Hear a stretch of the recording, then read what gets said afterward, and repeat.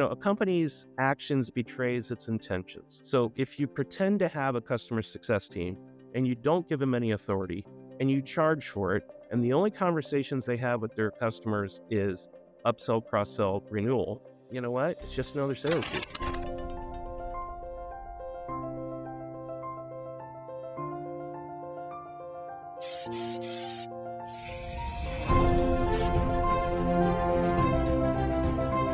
Hi, I'm Matt Egol, the host of the CX and Culture Connection, the podcast for business leaders looking to drive ROI from focusing on customer experience and culture together. I'm excited to be here today with Brad Smith, who is a board member of the CXPA, and we met recently at the CX Leaders Advance event in Denver. I recently had Greg, the CEO of CXPA, on the podcast. I'm excited to be here today with Brad for a great conversation. Hey, Matt, thanks for having me. I'm excited for this talk as well. So, Brad, you founded Vector Business Navigation in 2015 after a fun career at a lot of larger companies, including being the head of customer at Yahoo, among others. And you've worked with more than 50 clients as a fractional CXO since founding the company in 2015. And I really love the tagline on your website about memorable brand connections that create an indelible imprint on the consumer psyche. So you're hitting on brand, customer experience, emotion, all in one magical phrase. Well done. Thank you. Thank you much. Yeah. I grew up in Cocoa Beach, Merritt Island, Florida, watching space shuttles launch and ended up working at Kennedy Space Center eventually. But I've always been a fan of aeronautics and aviation. But truth be told, my high school geek credit was president of the Aviation Science Club. So this idea that there's this airfoil and it's the shape of the airfoil that generates the lift. And what if that was a metaphor for our business, right? And it's about getting rid of all the friction. And it's about your brand promise generates higher lift. And the truer you can deliver that brand promise, the better and more profitable and more resilient your company can become. Kind of obsessed with that metaphor. And so making brand a real living, breathing thing, part of your culture, a part of your identity, a part of your differentiation, I think is the key to successful customer experience. Couldn't agree more. Amen. I think brand and CX go together. Yeah, absolutely. And companies that really have strong leader brands where the customer co-owns the brand and there's a lot of engagement and community around the brand, they inherently get that their culture matters because they are creating experiences for their customers, their employees. They create a flywheel, whether it's Amazon or Disney or Ritz-Carlton. We all know the examples, right? And they go together, and your experience drives the brand, and your brand, activates the experience, and you create a virtuous cycle. Absolutely. And you want your customers to become fans of that, and you want them to be more than just brand defenders. You want them to be brand advocates. And if you get that right, your employees are in the same space. Every day they come to work, they feel like they're hosting a party versus doing a chore. So you've, been in the customer service world, the customer success world, first at larger companies like Oracle and Yahoo, and then later as a fractional CXO driving really measurable impact at a broad set of, 50 plus companies. You've had a bird's eye seat. And, given particularly your role as a fractional CXO across so many companies, what do you see as some of the key advances in the practice of experience management, which is actually still a fairly young discipline, being less than 5 decades old? Yeah, no, I think when I was at Symantec before Yahoo, it was 2008, 2009. And that's when I was first exposed to this idea of customer experience. And once I participated in a business architecture practice, and I owned the tail end of the customer lifecycle, but sitting at the same table for the first time was marketing, sales, and product and onboarding, et cetera. And seeing that horizontal view and thinking about, well, what if we just made better promises? It would make it so much more easier for my team to keep those promises. So that horizontal point of view, it's like, okay, I want to be a customer experience person. I don't even know what this thing is, but that's my major. I'm declaring my major. right now. So what I've seen is, since over the past, let's say 14 years, there was an obsession with that post-sales experience. That's where all of the eggs were for all things customer experience. And what I'm noticing probably over the past 5 years is that we're moving pre-sales, right? So now we're caring far more about the marketing and sales funnel, what's happening at the top, the middle, at the bottom, how that conversion takes place, but more importantly, what's the kind of brand ripples you're generating in the marketplace? How are you driving market influence and insights? And making sure that there's coherent continuity from the very first time that a customer thinks of our problems that we solve all the way through that experience to first use, first mastery, first support experience, so that the most natural thing in the world is that renewal and potentially an upsell cross-sell opportunity. So I see a lot of work happening right now in the front of sales in that sales and marketing funnel. What you're highlighting, you started your comment with the cross-functional collaboration of getting the different voices at the table. And you highlighted all the different touch points that can occur in a journey and how a lot of attention initially went for customer service and customer experience to the post sale, but now people are paying more attention to all the other touch points. And, two stats that I just want to share with the audience. One is like Google often talks about, the journey and all the digital touch points and how the 0 moment of truth is before the purchase, which is driven by search, of course. Um, but there's like the average purchase has like 11 touches throughout the site. If you look at all the touches, there's a lot of different touch points and Salesforce has done research that like, I think it's the latest figures, but like 2/3 of decisions are made before someone talks to a salesperson. Completely agree. And I've been doing a lot of work with B2B companies right now. And of course, in a B2B scenario, it's a buying center, right? So you're going to have an executive sponsor somewhere that said, hey, we got this problem to solve. Go see what's out there. You've got the primary investigator who's like leading the charge, looking at solutions. They're learning, they're downloading, they're attending seminars, doing all that. And then it turns into, well, we've narrowed it down to 2 to 3 choices. And now a buying center starts to emerge. And now you've got to arm your champion with all the right materials and content to kind of win. Well, we got to win over IT and we got to win over finance and we got to win over product. And this process can take months. So now you're in a space where I have to inspire somebody in my customer's prospect company to become a brand champion for us. So how can I enable that? So really thinking hard about what that empathy map looks like, really thinking hard about what are the jobs to be done, and making it the most easiest and simplest thing for that person to do to be successful in their job, to make their boss successful by buying our products and services. Getting into that and journey mapping that, I think, is truly fascinating. Well, content is the kind of blood in the veins, right? It's like, Absolutely. Yeah. so like, what you're highlighting is a lot of, whether it's, let's say stick with B2B for a second, there's lots of touches throughout the life of the customer, throughout the journey from pre-sale to post-sale. And in the past, we built relationships and delivered expertise Right. through human beings. Yeah. Yeah. Golf courses.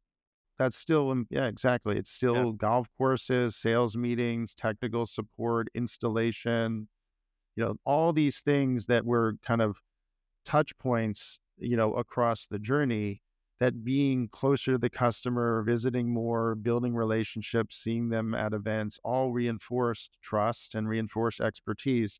Now, what's happened with digital is you don't completely eliminate the physical, obviously, but you add many more always on touches, and content is what enables those experiences to go well. You have to have the right data, the right technology, the right content. And what we're trying to do is smooth out all the friction, have the right content, the right tailoring of it, that you can get it right the first time without more human intervention and tailor it more. But ultimately, at the end of the day, you need insights, you need analytics, and you need good content. Otherwise, everything falls apart.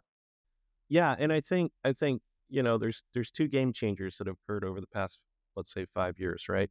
Obviously, COVID shut the world down and forced everybody to take about a generational leap into all things digital. So building out the infrastructure to deliver that content in a way that's always on, always available, that became a thing. Getting great at content, that became a thing. But then generative chat, GPT AI. Now what I can do is I can take the same fundamental piece of content, I can take what I know about you, and I can make it more relevant and more in context to your needs. I could tone it down and dumb it down and make it more simple. I could tone it up if you're a PhD level master and you're really looking for that rich type of stuff. And then I can also see now how that content's used, how it's shared, how it's touched on. Is the content performing? I mean, it's a whole new kind of laboratory of stuff I get to see and understand and appreciate, and then tracking the multiple vectors of that buying center across the finish line for this customer, and then using that as a cohort to compare, well, how well is this content, these value propositions performing for 5 other prospects of a similar vein? Like, this is a space now that dozens and dozens of full-time jobs and great companies are dedicating resource and focus. I had a podcast guest on Ronnie Vexelman, who's the head of marketing at Optimove, which is a innovative company that was bought by private equity recently. And they're like a journey orchestration customer data platform in one, Oh, right? cool. And they got ranked #1 by Gartner, which so it's cool for them in that kind of space. I encourage people to like and subscribe and check out the podcast with Ronnie. And this is just one example of building on what Brad's talking about, of being able to create really bite-sized experiences where you're using data and experimentation to optimize what content works with what audience and what context using data along customer journey. And they have great case studies where you can triple the ROI of your marketing on a campaign based on basically experimenting with which content works with which microsegments. I think now one of the biggest challenges, though, and I think this will be, the next 5-year obsession, if you will. I feel as a customer navigating through that amazing experience, it's almost like you built me a custom suit. You know me so well. You know what I care about. You know what I'm thinking. You know I got to go make this argument to win this business case, and you're arming me with all the right stuff. And that experience of just intimacy now turns into post sales. Professional services is going to do installation, and I got to deal with 3 or 4 different key individuals, make sure that happens. Training and learning services got to come on board, teach me how to use the technology and software. And now I'm in a customer support role. I feel cold and lonely. Like, what happened to all that intimacy you gave me at the beginning of that journey? So how do we translate and transition that into the next steps? And so I'm always been obsessed with the first year of life for any brand new customer, and really understanding, I feel like through great journey design and service blueprints, et cetera, there's a golden trajectory that every first year customer has to go through, and really being thoughtful and careful in building that and managing that and putting up the guardrails and delivering that, and leveraging every insight gathered in the sales process into the post sales. I think that's a new adventure for it. One of the things that you and I really connected on when we were at CXP Advance was this notion of how customer experience and customer success go together. Yeah, yeah. And that what a lot of the early innovation in, like you mentioned, in customer experience focus on call centers and e-commerce and fulfillment and some of the post-sales stuff. Mhm. And customer success it actually starts pre-sale, about how you onboard, how you sell to the customer, how you onboard them. But what you're highlighting now is it's still the first 90 days post-transaction or the first year post-transaction, which drives customer lifetime value. But it's a different type of customer experience that has huge impact on lifetime value, getting customer success right. I'd love to dive in a little deeper and get your thoughts on like how things are evolving in customer success and what are the key success factors there. Yeah, so customer success is one of my favorite passion projects. The One of the biggest challenges is, first off, it's a great idea, and I think everybody ought to dedicate a chunk of their organization with that clean focus on customer success. Are customers realizing and maximizing the value that was promised from your products and services?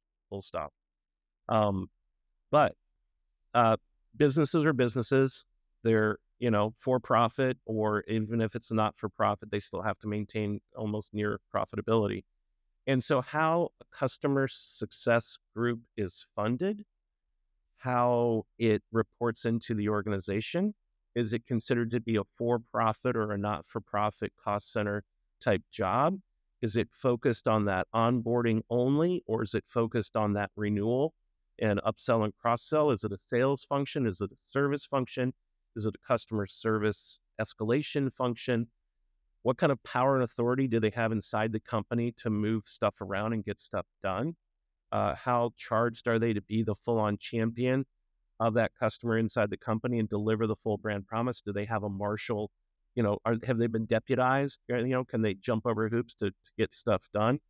I think all these things are absolutely critical. The other thing is that a lot of customer success functions, typically they're birthed. They focus on the top tier customers. It's wildly successful. Customers stop escalating. They're starting to renew more. They're starting to do more. They're starting to become advocates and references. So then you want to roll it out broader and broader, and you start to dilute the ratios of a customer success manager to 10 customers versus 100 versus 200 versus 500 versus 1,000. I've even heard. The other thing is that as that happens, you realize, well, I can afford to do this if I have only servicing top tier customers. But as I start to go down to the middle of the power curve of the long tail, I can't afford the economics. So now we start to charge for this. And I think, charging for your customer success person, it's a hard value prop to get your head around. Because basically, I think what you're admitting is my company is so hard to do business with, and our products and services are so hard to unlock successfully, you're going to need adult supervision. So you might want to buy a friend who can be your advocate inside of our insanely big and complex company to help you realize the value that you were promised back in the pre-sales cycle. So I feel like as a company grows, its focus and purpose on the commitment to customer success is going to change. So I think building a model that maybe has a 2 to 3 year life cycle, but for that 2 to 3 years, that customer success team has absolute clarity into what's my purpose, what's my mission, what's success look like, how am I funded, how many people do I have, what authority do I have, what can I do? Like, that clarity is so critical, because behind that customer success manager is all of that process, policy, and politics that they're trying to manage while putting on a happy, great face to the customer. And in the perfect model, they ought to be the swim coach, right? They ought to be the lifeguard at the public pool. They ought to be that always on, always available, always friendly, always ready deliverer of all the value you were promised and the brand promises, right? So setting those people up for success and setting up their leadership for success, I think, is a critical must-do function, because a company's actions betrays its intentions. So if you pretend to have a customer success team and you don't give them any authority and you charge for it, and the only conversations they have with their customers is upsell, cross-sell, renewal, you know what? It's just another sales dude. That's a fail. There were a lot of really powerful insights in what you just shared, and I want to unpack a few of them for the audience and go deeper, if it's okay. One of the points you made that really resonated with me, Brad, is like thinking about the value you're creating and making it more executive buy-in and support for how you're going to create value for investment in customer success. So I'd like to contrast, like, I won't use names of companies, but two companies I've worked with.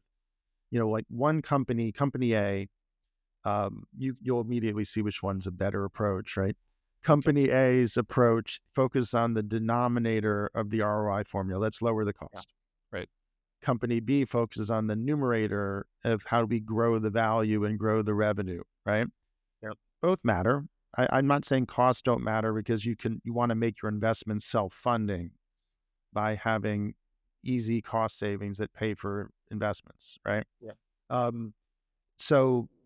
But you also want to grow the top line. You can't just focus. So the company A focused on how do we lower the cost of service for a big launch. So if we're launching a new product line and we want to have fewer tickets to the help desk. We want to have fewer calls required, fewer visits required. So they measured success based on the cost of rollout.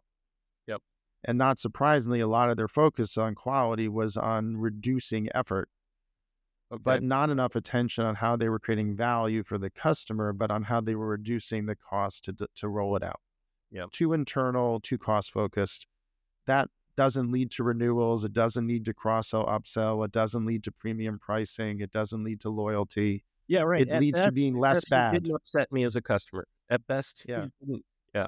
Yeah. Well, you don't create loyalty by reducing pain. No. It is true that if you have lots of 1% improvements and get better, you can eventually get peaks in the journey. But it's the peaks that matter, not Yep. not reducing valleys to moments. Right. You know. Right. So company B recognized that a great customer onboarding experience and the first, 3 months actually after sale have a huge, and this is true across a lot of industries. The first few months after sale actually were key to getting the customer to engage in the right way, to building trust between the people, to getting everything going the right way, getting the customer to learn how to engage effectively with us. And guess what? They measured retained revenue, cross-sell rate, and customer loyalty. And they generated way more value out of the customers that engaged that way than that didn't. So they focused on how do you drive the behaviors that create a great experience in the first 90 days. It's huge increase in value. You mentioned the flywheel metaphor before, and I think that's what it is, right? How can I generate a wholly self-sufficient, value-realizing customer who masters the fundamentals of the product, knows how to get help when they need it, and their first instinct is always to reach out to us for that next few is what if, how do I kind of question, those value realization questions. Because so much of, high technology, certainly, there's a lot of self-inflicted errors. I didn't configure it correctly. I didn't read the manual. I didn't get trained. I'm trying to do something that's wrong. And had I only known, had I only been onboarded, had I only been nudged and nurtured, I wouldn't be here on the phone with you right now. So measurement and outcomes, I think, is a great starting point about like what's your orientation, how are you trying to create value, and another is just how do you basically get your people to behave and engage in the right way to deliver that experience. It's not Yeah, just about creating a website or creating a great data environment, but it's about human behavior too. yeah, absolutely. 100% agree. Yeah. So, what are some of the examples of how you work with some of your fractional clients to attack and work on customer success type problems? A lot of times, a client's come across a problem that is invisible to them. They've been working on it for a while. They can't figure it out. Their growth is stymied. They're burning expense, but they don't know where or why. Um, I've One of my favorite companies that I ever worked for was Sage Software, where I was the EVP of Global Customer Experience. And what Sage had done was, as an example, they'd spent 19 years in North America as a house of brands, right? 11 separately owned companies, 100% fully redundant, and a sales force selling into 3.4 million small businesses. Basically, a lot of, well, we got this ERP flavor, we got this ERP flavor, which one would you want, right? And so when I joined the company in 2012, they decided to reorientate the entire company around three major customer cohorts, right? So startups, SMBs, and enterprise, and then sell the entire portfolio of products and services in and through those customer-centric segments, and then do a lot of rationalization on their product lines to get rid of the redundancy. That whole shift to change your go-to-market to chase customer centricity and to build products and services tailored, fitted to the unique needs of that customer segment, that's my most favorite type of client to jump into, right? Because they recognize, well, we've optimized the heck out of this thing. We've tweaked and tweaked and tweaked, and we finally got the business to a $5 billion a year, $6 billion a year. But, tweaking it at best maintains this, maybe incrementally, but to get to the promised land of 18, 20, 25, 40, $60 billion a year, we have to completely reimagine how we go to market, and using customer experience as your North Star, and building that was brand promise and those gyroscopes, and scaling so that every employee knows in their heart they have this moral compass of, this is the right thing to do, this is the wrong thing to do, this is the way we do things, and being thoughtful about how we go to market, thoughtful about how we onboard and sell, thoughtful about how we serve and renew, and then managing against service blueprints. That's the type of work I love to do. So oftentimes, a member of the C-suite, it could be a chief marketing officer, chief success officer, chief revenue officer, will reach out to me. They have a new customer experience program that they're trying to launch. They know they don't have the skills and expertise. They also know they may not want to hire a massive McKinsey army to come in and do this work for them. Or even better yet, I've had 3 clients where they just recently said no thank you to a McKinsey army after encamped there for a year.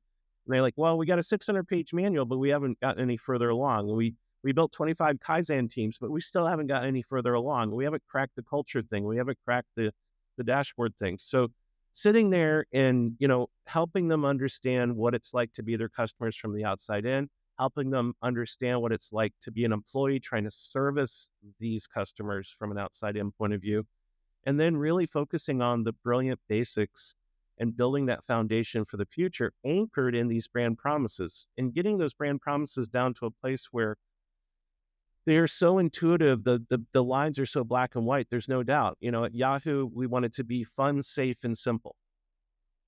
You can listen for and measure fun. You can listen for and measure simple. And you intuitively know, was that a simple experience? Did that feel safe? Did that feel fun? No. Okay. Well, what are we going to do to fix it? What you're highlighting here, the connection between CX and brand, is also what creates the connection to culture. And I'll explain. Like the brand, you just give an example, fun, safe, simple, where you've been able to distill down the attributes of the brand. What is it how would we want the customer to describe the brand? Now, what customer experience about is how the customer feels themselves engaging with you. These are actually two sides of the coin. My friend Lou Carbone, he was also a podcast guest, he calls it the brand canyon, which I think is a really fun expression, the gap between brand and CX. And so like the brand is the way we do lots of advertising, we do build equity. That's all about how you want them to describe you. What attributes would they describe you with? Whereas experience is all about emotion and how they feel. And we want them to feel certain ways. But guess what? The attributes and the emotions are two sides of a coin. We want them to feel a certain way, and the peak in the customer journey is the moment when we make them feel that way. It's when the experience and the brand are congruent. I think my work with the Consortium for Service Innovation, we did a lot of work on value maps and mapping how interactions happen. And when I'm forced to describe what is customer experience, is, well, it happens in the moment of that interaction, right? And I, as a customer, am trying to get something done, and I encounter your touch points and your branded promises. And really the mathematical formula is, my perception of how this interaction's going minus the expectations I had going in, multiplied times the emotion, positive or negative. And that's what imprints a memory, right? And so every interaction literally has 2 key deliverables. The first one is a physical, tangible deliverable. It's contractual. I roll up to your lemonade stand. I pay you $5 to give me an ice cold glass of lemonade, right? You can hold it, you can print it. I live in Irvine, California. Things are expensive there. But anyhow, right? So it's tangible, right? You can print it, you can hold it, you can see it. But there's also an intangible deliverable, and that's how it made me feel, right? And it's how I recall that memory. And our job is to focus on both deliverables, full stop. And there's never been a customer happier than the employee that served them. So, I'm a big fan of Daniel Pink, mastery and purpose and autonomy. Are we equipping our employees to be able to deliver that intangible impact, right? Do they feel confident in delivering fun, safe, and simple? Do they feel empowered to solve for fun, safe, and simple. Now you're talking culture. You can't escape it. It's impossible. Yeah. That's the CX and culture connection. That's the podcast name. That's the name of my book, The CX and Culture Connection. And that's honestly the reason I left the big consulting firm. Yeah, I came from that environment to work as a coach with, clients to help them evolve their approach to help their own people do this. Because if you rely on the big consulting firm, it's the fix that fails. You need to build it into your own culture. You do, and some of the clients I've worked for are astronomically large. DuPont Aerospace and AARP is a couple examples. UPS. And what you find is that the department leader, the business unit leader, has their own culture, and there's a salute to the flag for a universal culture, but it's not really internalized and realized and optimized and operationalized across the horizontal, across those siloed touch points. So a lot of what I also do is survey and try to pull the best attributes of multiple cultures and combine them to a compass heading that's aligned to the North Star of your branded promises. That's really cool. And if it's okay, I'd love to push a little more on this connection between brand, emotion, and culture. You've highlighted a few times now, Brad, how the way the employees shift their mindsets and the way they show up can deliver the fun, safe, simple experience.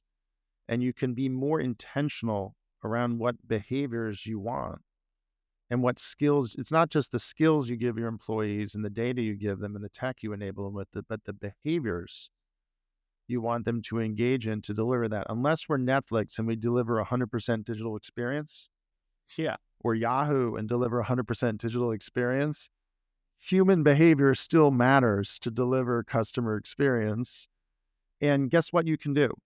Emotion triggers behavior, but behavior also evokes an emotional experience. It's a circle, right? And if you understand the brand and the emotions you want to evoke at the moment in the experience, and you dive into the anatomy of the experience, like you talked about with the journey and the moments, and say, okay, this moment in the journey, I want to deliver a memorable peak.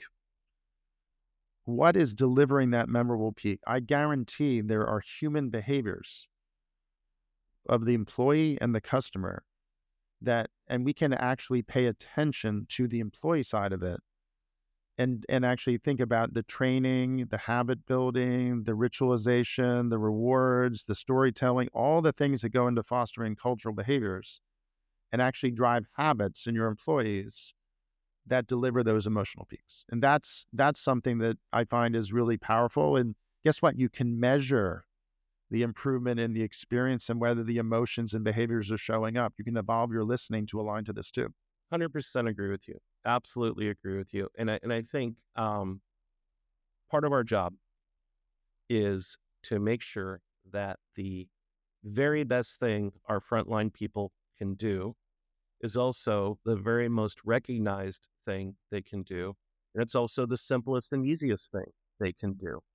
And we've designed the role, we've designed the workflows, we've designed the technology, the reward systems, the culture, all of that to deliver that. But so often, there is no brand design. There is no sense of brand promises. There is no sense of culture.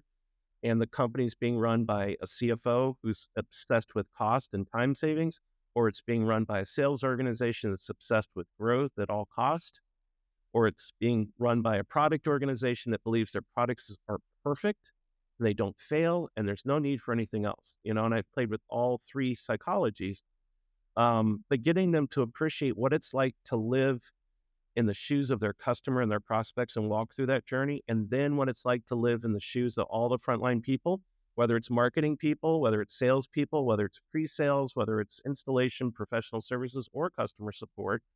Like, really feel it, walk through the interactions that are happening.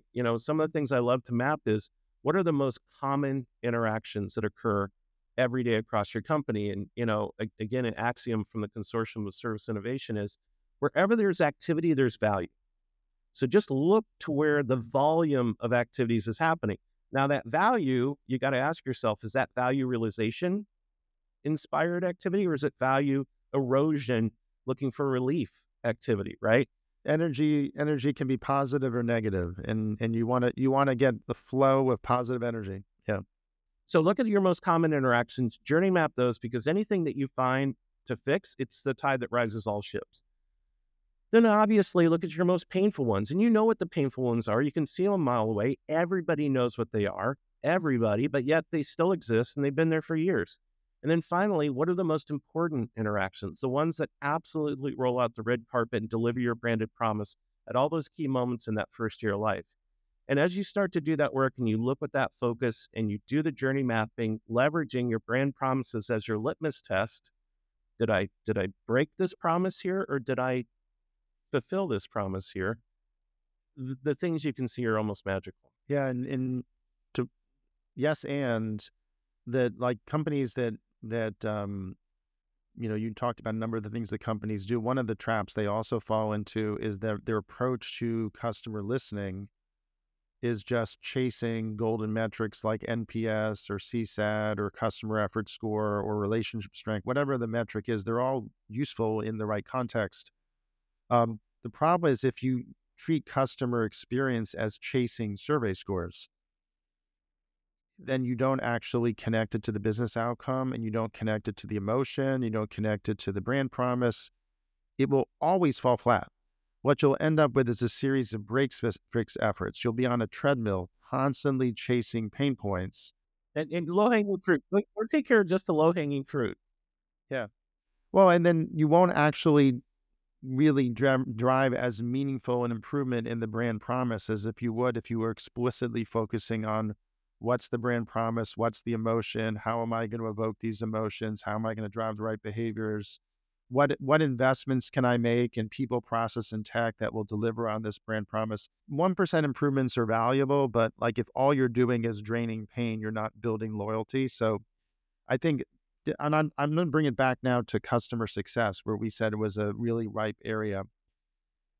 What Brad's saying is, if you can understand your journey and think about the customer journey from a customer success lens, your customer is on a journey with you. Your employees are a guide on that journey. They're part of the story. And there are moments in that journey that are peak emotional experiences that you could celebrate with the customer, that you can celebrate with your employees, that you can amplify that emotional connection. You can design those moments to create that peak emotional experience with the right behaviors. You can reinforce those behaviors in lots of ways. You can measure things. You can drive value that's measurable. All these things can happen in a customer success context where emotion and behavior and brand promise are all highly relevant too in a customer success journey. I completely agree, and I think tasking the customer success leaders with one of my favorite metaphors is step one, you got to teach them how to ride a bike and everything that goes into that. If you've ever been a parent and tried to do that, like you know. But are you trying to build a successful commuter who rides their bike to work every day, or are we building a team to win the Tour de France? Both are true, and it's on the customer success team to help that customer realize the highest possible potential of their use and the successful use of our products and services, and grow them into a brand advocate that will stand on your main stage at a user conference and sing their stories. And Harvard Business Reviews will be written one day about how wonderfully successful they are, thanks to the coaching delivered by that success team. Brad, I really have enjoyed our conversation. I appreciate the way you think about things and see the value you're having, and have enjoyed the conversation. You sparked a lot of great ideas for me. I know you have for the audience. I'm looking forward to finding other ways to collaborate together in the future. And if people want to get in touch with you and reach out, is LinkedIn the best way, or what's the best one? Yeah, absolutely. So Bradford Smith, Vector Business Navigation, do a Google, you'll find me. And yeah, let's connect and chat and have a conversation. I think all of this is about giving leaders permission to step into the space that they've always wanted to step into, but haven't been able to because of all the pressures of running a business. Thanks, Brad. Have a great day. Take care, Matt. Wonderful conversation.